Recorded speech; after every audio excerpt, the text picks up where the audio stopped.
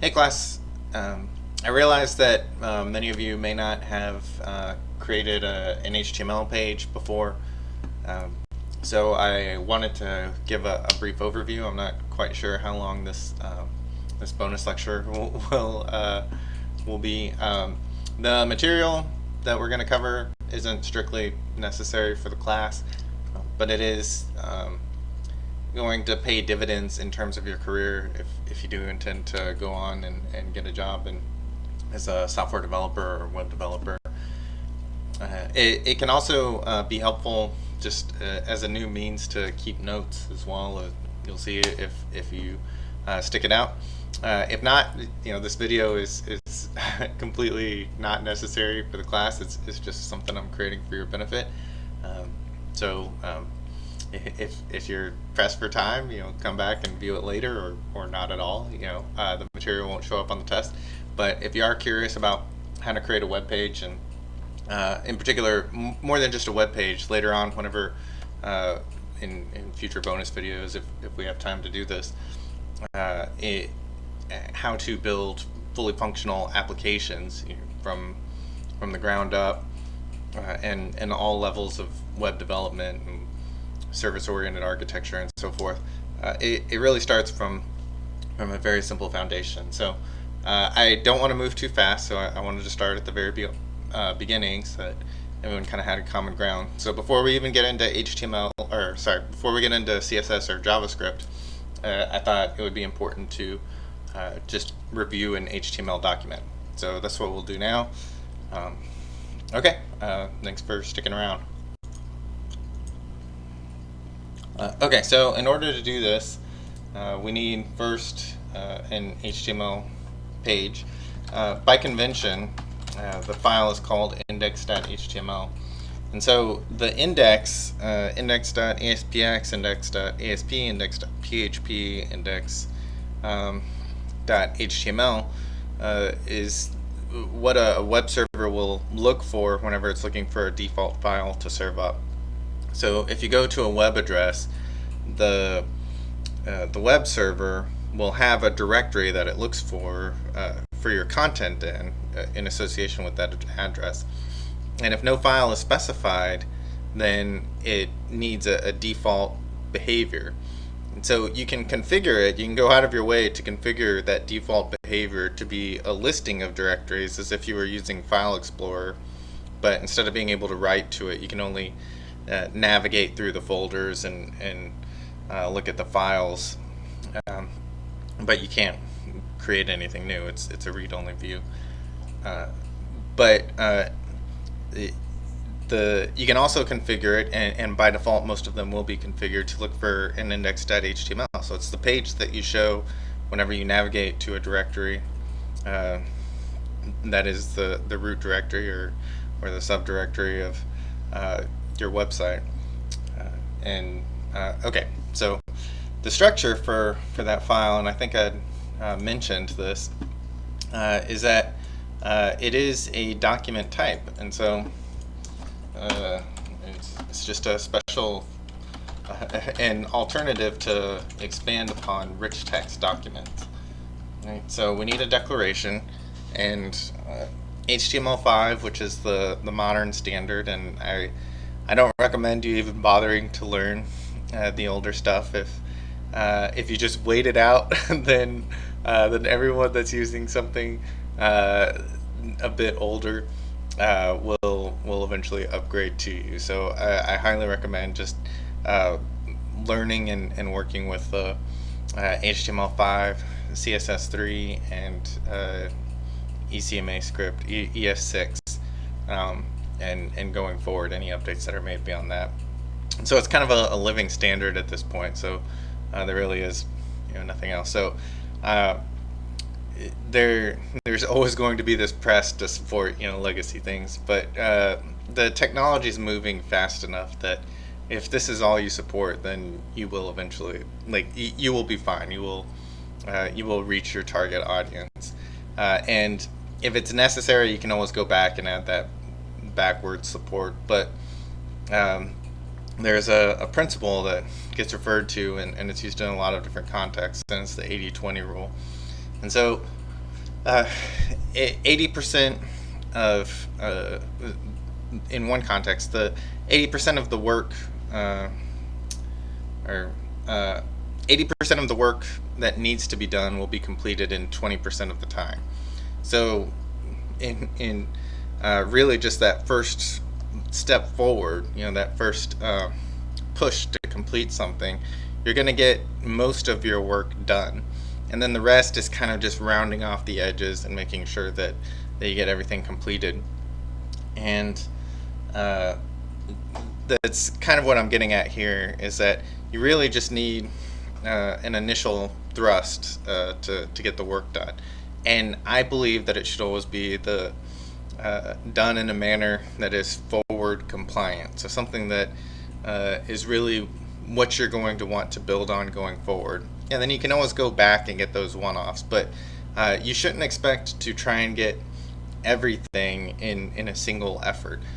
You should kind of accept this 80-20 rule, that you're only ever going to get about 4/5 of what it is that you want, but you can get it in 1/5 of the time, which is brilliant. That's great.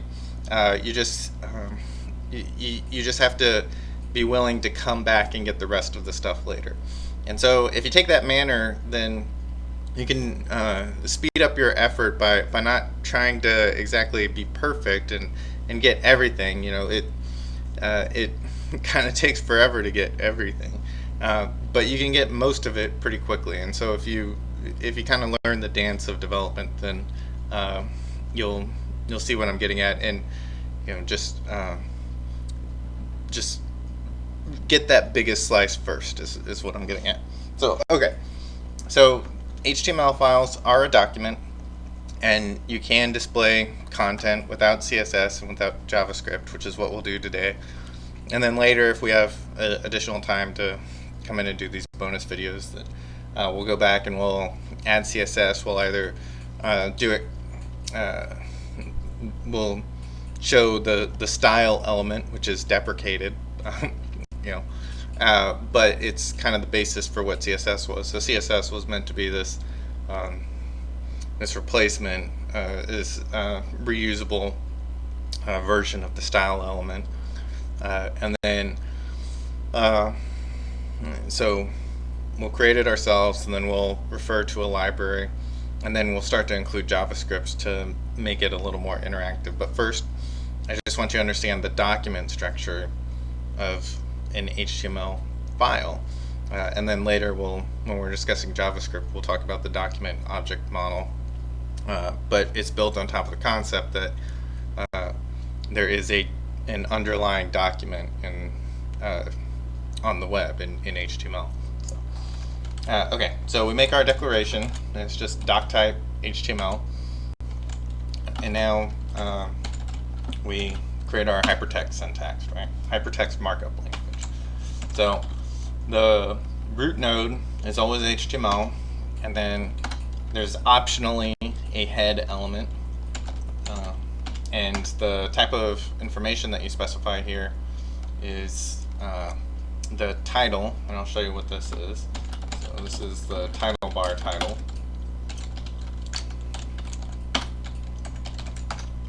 And then the head sibling is the body, and there will be a lot of stuff that we put in here.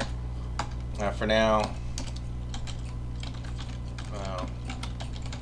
we'll just create this as kind of a marker. So we want some node within the body, some child of the body that will contain our stuff, and we'll build on this pattern later of creating some other element. But for now, I just want you to kind of take as faith, or take me at my word that there can be a benefit to creating just this first child of body, and then working within that. And then when we get to single page applications, you'll see why I'm recommending this. But strictly speaking, you don't actually need this node. Okay, so we'll add it back here in a minute. But for now, we just want our header 1, our largest style header, to say hello world, because I feel whenever you're starting a new project, you should always start with hello world, because if you can't get that to work, then and something's really broken and there's no point doing anything else. You need to at least be able to get to this point. So okay, so now what we need to do is to copy the path. And if you're wondering, the editor that I'm using is Visual Studio Code. It's freely available. I think it's fantastic. I highly recommend it. But if you have some other editor or some other IDE that you're familiar with and you really like working with, that's fine. But I really like Visual Studio Code. It has a lot of nice plugins, and I just like the flow, right? And you hit Control backtick, and you get a nice little console down here and so forth, and you can hide it.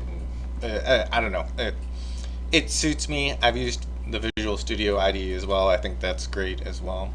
But whenever I do front-end development, which seems to be all the time now, I use this one.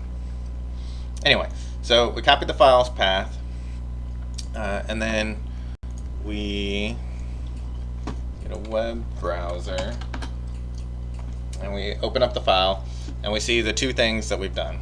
So the title is included up here, and our contents of the body show up here, right?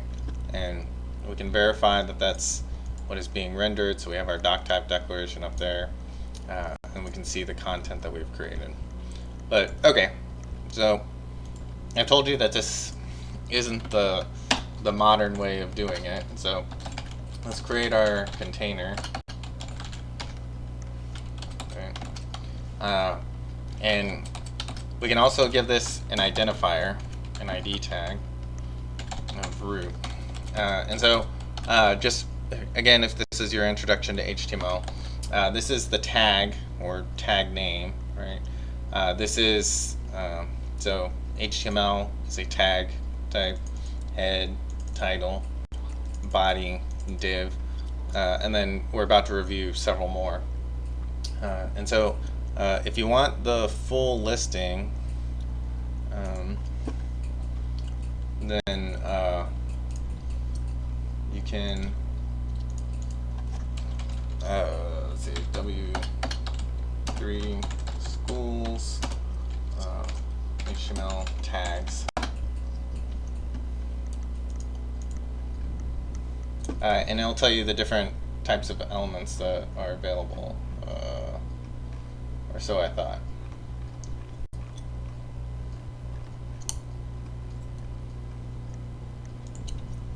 Tag list.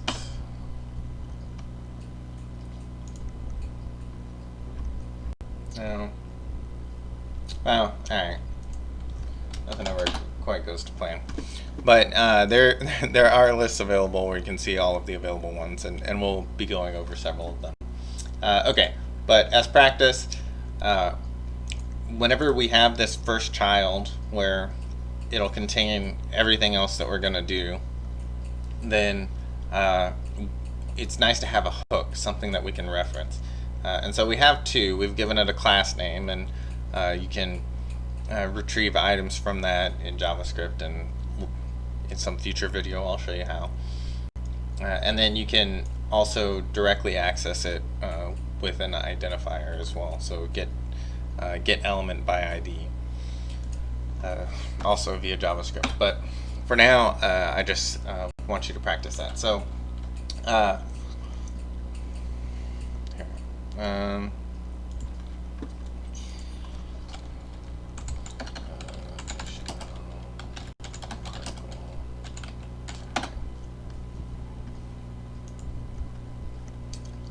Okay, so here's the list of HTML tags. Some of them are obsolete. Others are very new and supported only by the latest browsers. And until recently, until maybe like 7 or 8 years ago, sometime in the last 10 years, the article and section and a few others were all div tags, and whenever we get to CSS, I'll discuss the way that page divisions are allocated, but essentially they each of those types are block elements, and text is considered inline and so forth. And so it has to do with the amount of browser space or space on the page where the browser is painting what you're going to see. So you can think of it as painting the text, or painting the images that have been linked, and everything else. And so these are what we're rendering, or what we're giving it here with HTML, are instructions for how much space it should reserve whenever it's painting. And so for inline elements, the browser is familiar with how to deal with glyphs within a text element. So the alphabet, the numbers, everything else, those are all glyphs. Not hieroglyphs, right? But glyphs. And so it's familiar with dealing with those, and so it knows how to render those. And then block elements are if you just want to reserve a certain amount of space for something else. And it's possible to reserve a square or a rectangle within the page and then include additional text, or an image with text underneath it. But whenever they originally defined the standard, they thought that it was sufficient to just to create a division of the page, and that would be it. But more recently, as the web has gone beyond what is originally envisioned as being, which was just this way for researchers to share their documents, it is now viewed as the main way that information is exchanged online, basically. And so with that comes this desire to support access, better access. And so screen readers, which assist blind individual, need hints, or they maybe not need, but they can take advantage of certain hints. And so now, beyond just getting the web page to display correctly, there's a greater desire to be a little more inclusive and declarative in what the content is that is going to be rendered within that page. And so, in keeping with that spirit, I want to use the new tags. And then I also thought it would be nice to have just a really straightforward example where we can see how it's going to be used. So we are going to just transcribe the United States Constitution, and it takes about 4 to 6 hours to type it out, and I'm not going to make the video that long, but we'll get started a little bit on this, right?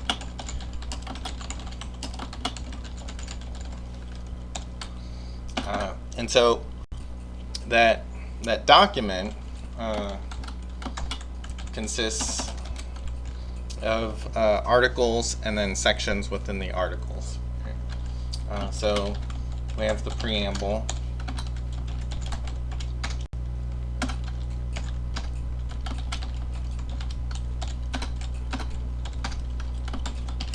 We, people of the United States, in order to form a more perfect union,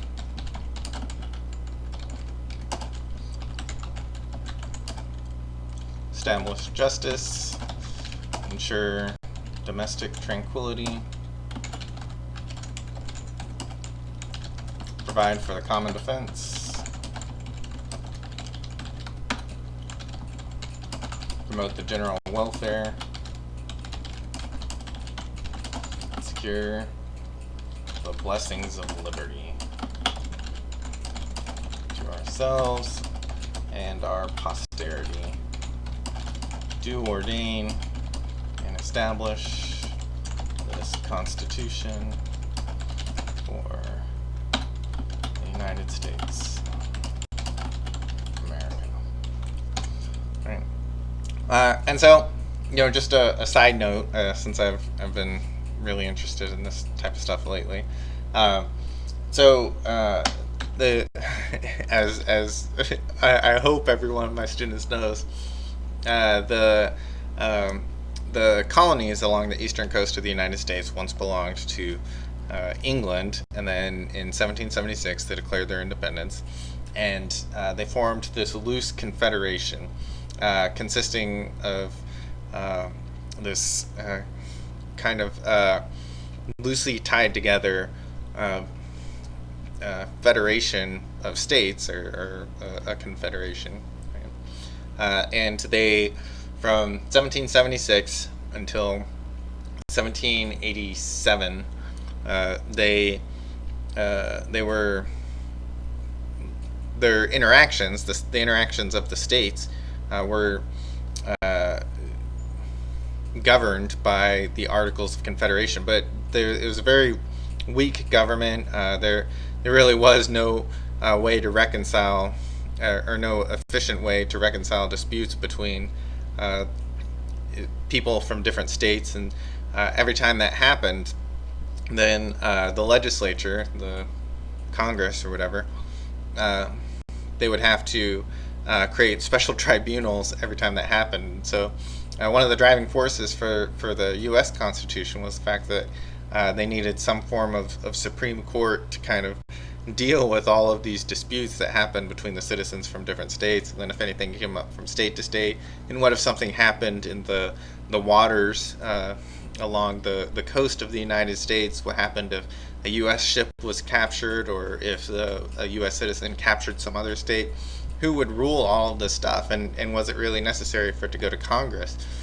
And so they realized within the first 11 years of self-governance, and really only like 7 of those years were after they had formally won their independence. So they realized pretty quickly, well, this is kind of sticky. We're going to need something that's a little better, a little more united. And so they got together in the Constitutional Congress, and then you'll see all of the charter members. They're listed in Article 7 of this. And they formally wrote out what it was that would be the governing principles for this country. And so they came from England, where there was precedent and there was lore of King Arthur and all of that. And so as a constitutional monarchy ruled by 2 houses, the House of Lords and the House of Commons, and then the monarch themselves, and the judges essentially helped to keep the king's peace. And the rule of law was common law, so it was just whatever had been previous custom. And so a lot of that carried over into the U.S. Constitution. So even though England is a constitutional monarchy, there is no formal constitution that was written down. And so this document, the U.S. Constitution, was kind of this novel concept where the charter members of a country would formally write down what it was that was going to be the supreme law of the land. And even after they did this, there was all sorts of tumult in the years to follow, because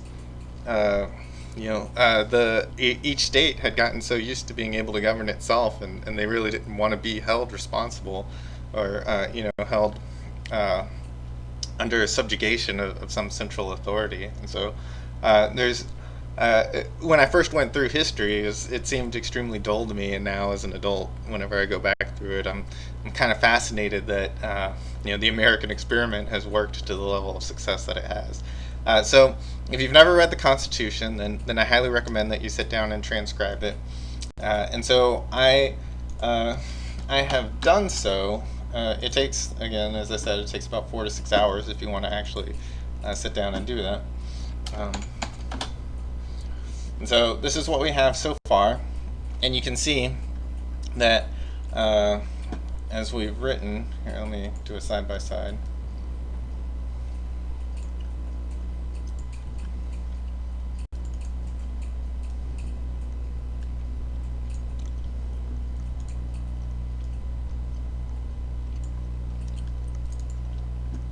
Right. Okay. So our outer container, it's not really doing anything. We've assigned a CSS class here, but we don't have any CSS, so it's just this harmless annotation basically. And so it'll essentially, because we haven't given any restrictions, it'll essentially fill whatever available space there is.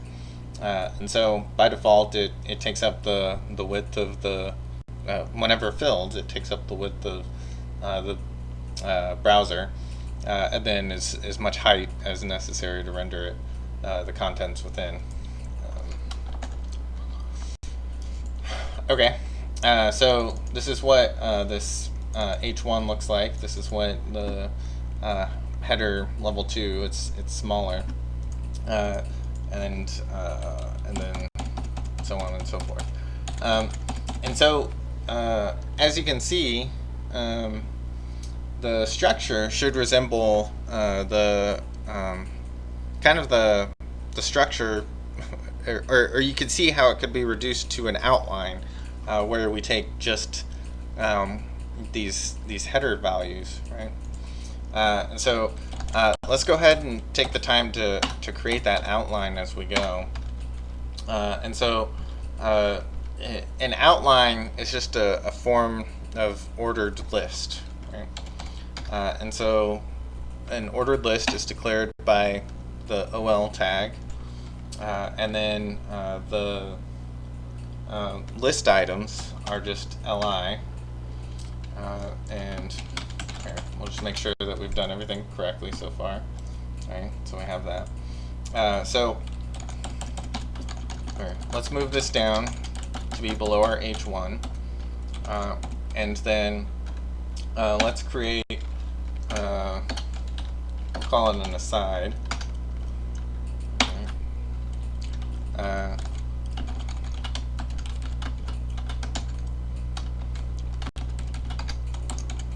And we will also give this an H2 header, and we'll say that this is our outline.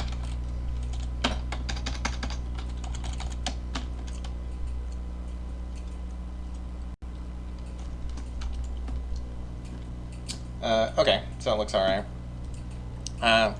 So then now we will list, we'll create our outline, and then later we can add these identifiers. We can add identifiers to each of the articles and each of the sections, and we can create hyperlinks here within our list items that'll help us jump to those sections just straight from the outline. So for now, the only thing that we have is the preamble. Okay, but we know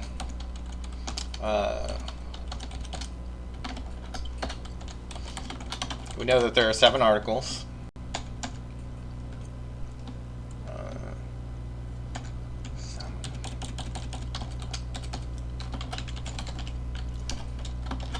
Article 1,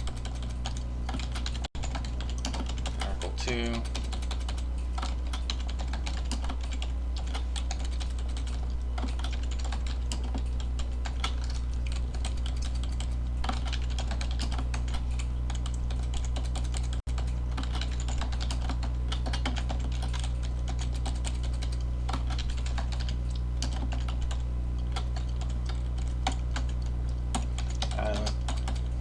and then there's the amendments to the Constitution.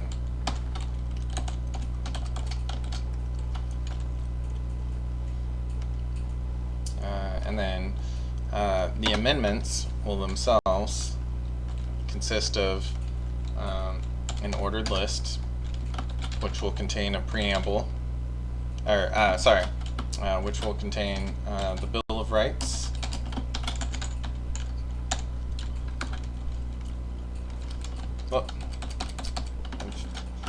aired here.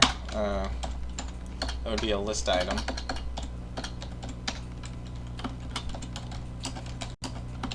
And the Bill of Rights contains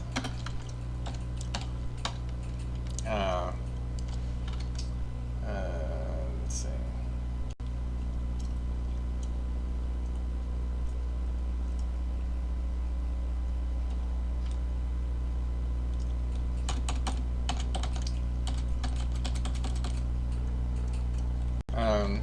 it contains the preamble,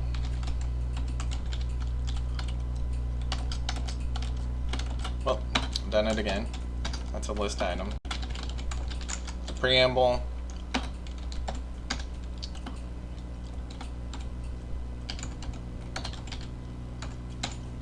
uh, 1 through 10,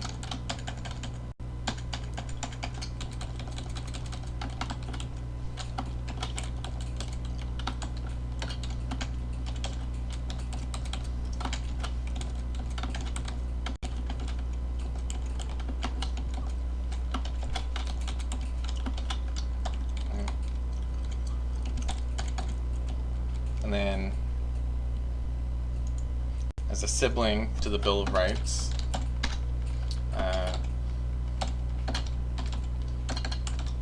is Amendment 11. Alright, let's make sure that what we've done renders. Okay, so this is how it'll come out.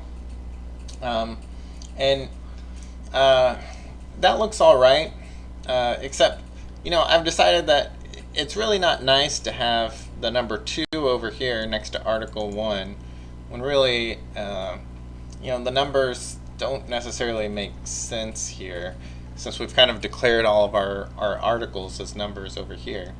Like, we know exactly what it should be. So we have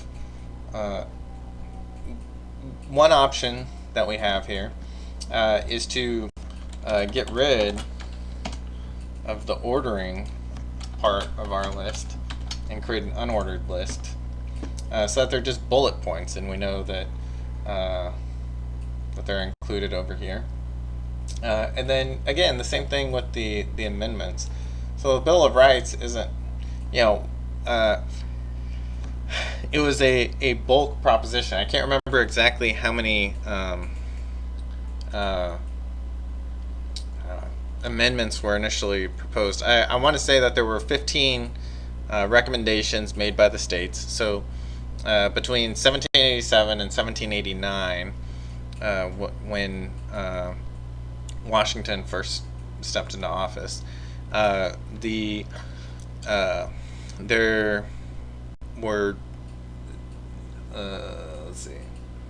11 of the 13 colonies that had ratified the new Constitution, and so that was sufficient to enact.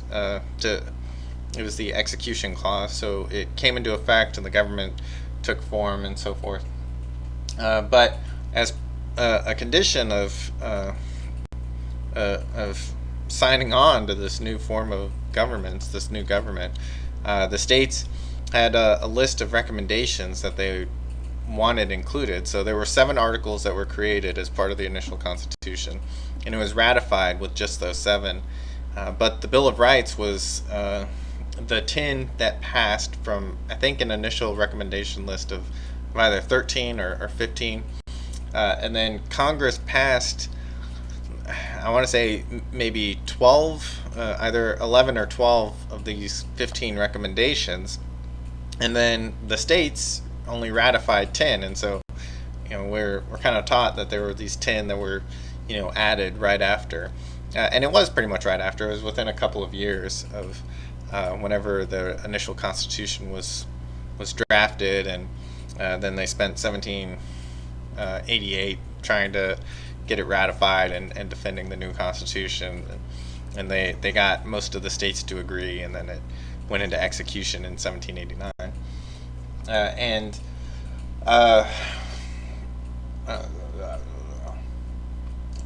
Anyway, so the Bill of Rights, it was kind of this bulk edition, and that's why it has this kind of special declaration.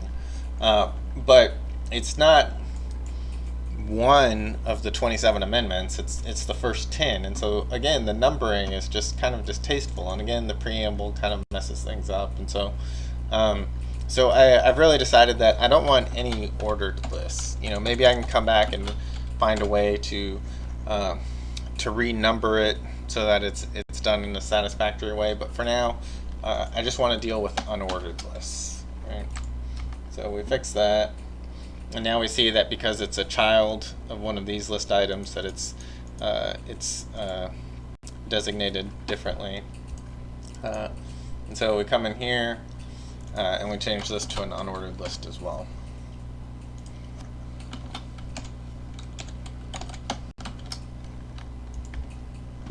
Okay, and so you can see the various styles that are done by default with the browser whenever you do this. Okay, so let's skip ahead a little.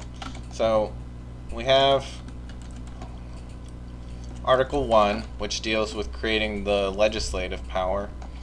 And so just as I'm copying this, a little bit of history on that. So it's really interesting as you read it, and you read the 10 sections of Article 1, and you can see what privileges aren't provided. So one of them is the concept of a bill of attainder. And so I thought that was really kind of crazy that was a thing. And so one of the principles that this document wanted to create was it wanted to separate out judicial action from legislative action. And so I'd mentioned with the Articles of Confederation that they had to create these special tribunals, these special juries, essentially, anytime that they wanted to resolve some dispute from citizens of like, if someone from Virginia sued someone from Georgia, they would have to go to Congress, and Congress would have to create a new court, essentially, a one-off court that would only be used for this one case to resolve this dispute between these two citizens. And it was just too much overhead. It was ridiculous.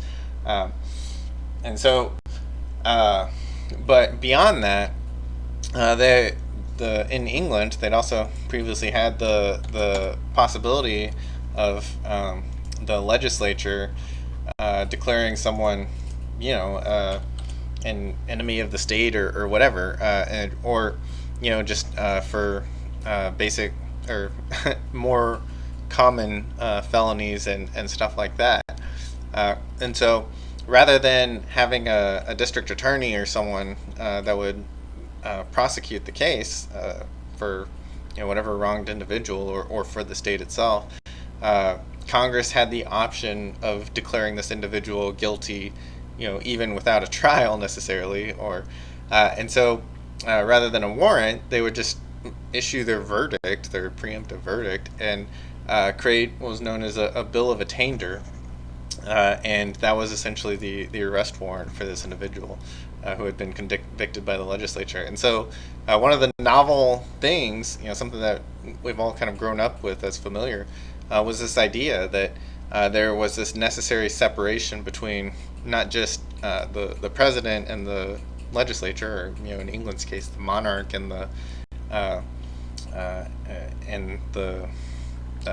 legislature, the houses, was also to clearly create this third power in the judiciary and fully remove that. Okay, so Article 1 is the legislature, and it consists of 10 sections. Article 2 is the executive, and so it defines how the president is selected and what powers they'll have. Right. And so that one's done in 4 sections. Article 3 is the judiciary, and this one is only 3 sections. So you can already see this document is way shorter than some end-user license agreements that we've created. And then Article 4, it is essentially, I wouldn't call it an apology for slavery, but it kind of sets forth some rights that would allow for slavery to continue. So the dispute had already begun at this point, and one of the main things was that Southerners, or the slaveholding states, really wanted to make sure that the individuals that they considered property were going to be protected, and that if they took their individuals considered property from their home state into some other state, that other state was going to respect their rights to property, essentially. And so Article 4, it kind of defines that.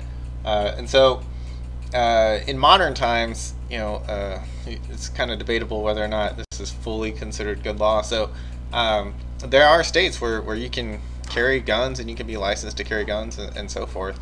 But if you take it into a state or a city or something like New York or wherever there is this strict ban on concealed weapons, these provisions are not fully applicable, and so there's this the law is extremely complex in that regard, but that's kind of the spirit of Article 4. But it's broken down. So the Section 1 is the full faith and credit or whatever. But in some regards, in a lot of cases, this does extend beyond the concept of just slavery. And so this in particular means that if you're married in one state, that it carries over into another state. And so there's convention and common law application, but this makes it explicit that the actions that are held valid in one state do carry over to another state. Section 2 is like extradition of criminals and so forth, and runaway slaves. And then 3 dealt with just the idea that you can't, that cities and regions of a state can't just declare themselves to be some new state. The legislature of that state and then the Congress of the United States has to agree together to split that up. And there are examples where that happened. So in particular, Georgia would eventually become, I believe, Alabama and Mississippi. It would be split up into those territories. And Massachusetts would become Massachusetts and Maine. So Maine would split off from there as part of the Missouri Compromise. Anyway, okay, so I'm not necessarily trying to give a history lesson, but I do find some of this stuff kind of fascinating right now. Okay, so Article 5, you plead the fifth, so you don't have to testify against yourself. It explicitly says that before the year, 1808, it's in here somewhere, yeah, that the first and fourth clauses of the 9th section of the first article will not be amended or modified or whatever. So they basically kicked the can down the road for at least 20 years. We're not even going to discuss the end of slavery. And that was 1 year, and as Lincoln kind of pointed out, it took 7 years to get to the Battle of Gettysburg, which was not a decisive battle, but it was kind of a bloody one and had its remarks. Okay, Article 6 dealt with the transition from the previous government into the modern one. So again, they operated under the Articles of Confederation for 11 years at this point. And it basically said any debts that were created or treaties that were created would be honored in this new government. And then it contains the supremacy clause that the Constitution is the supreme law of the land, essentially. And then it also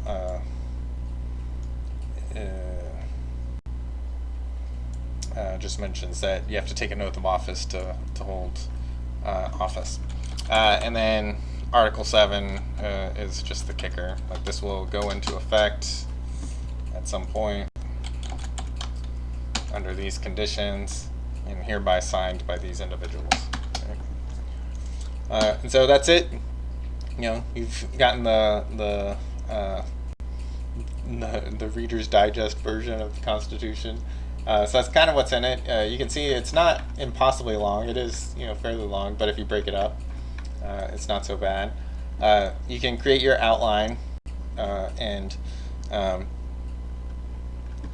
here. Oh yeah, we have the amendments. Okay.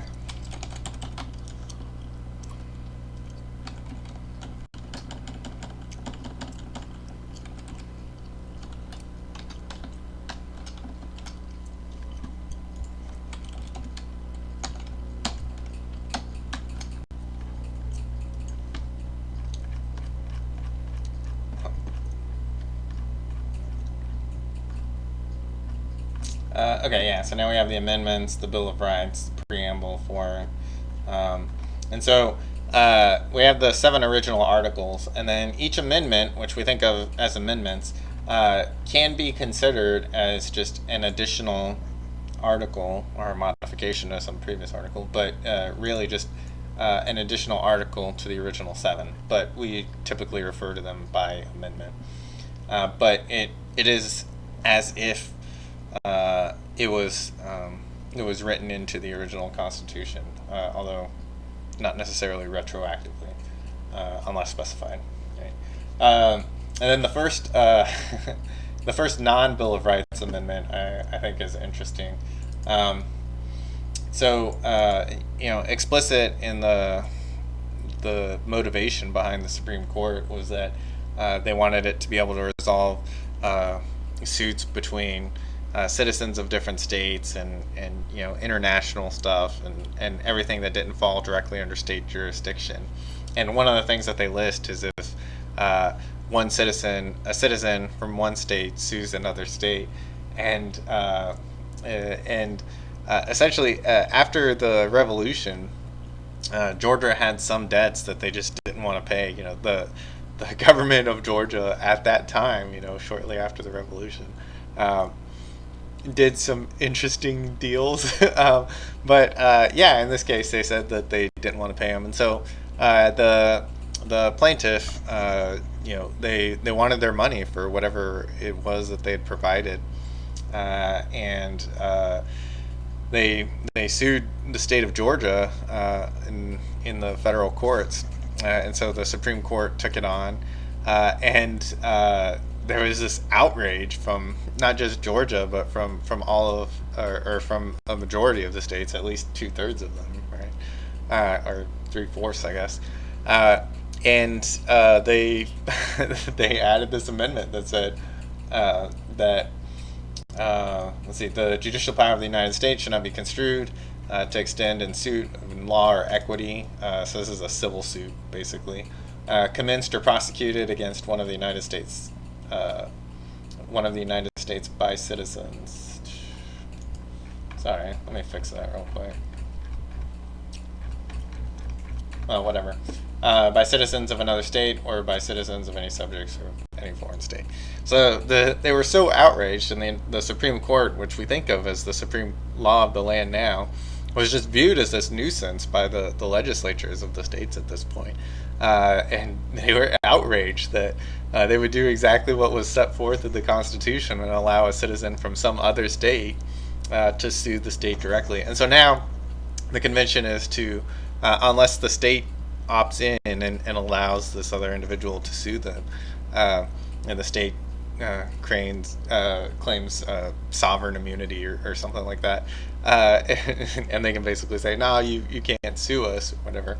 And they added the 11th Amendment just because they didn't want to pay a debt, and they didn't want to be held accountable by this outrageous centralization of power. Anyway, it's kind of all throughout there. So let's go ahead and do one example of creating a link in the list from our outline to the actual article. The way to do it is to create an ID, right? And we'll call this the preamble 1, because there's one for the Bill of Rights too. And so hyperlinks, the tag is A, so it's actually an anchor.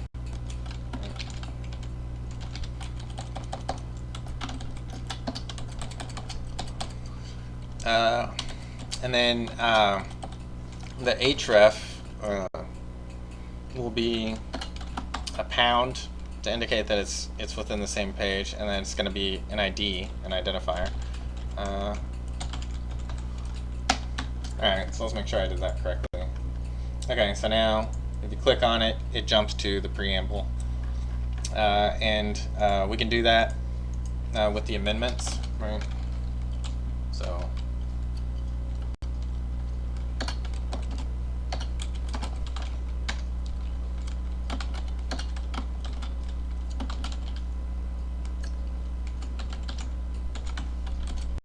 the convention is to keep it all lowercase, so let's do that.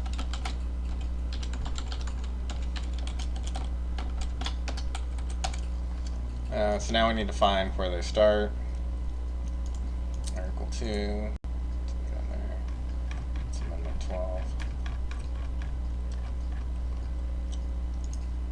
12. Okay, so yeah, this container class, we'll give it the identifier of amendments.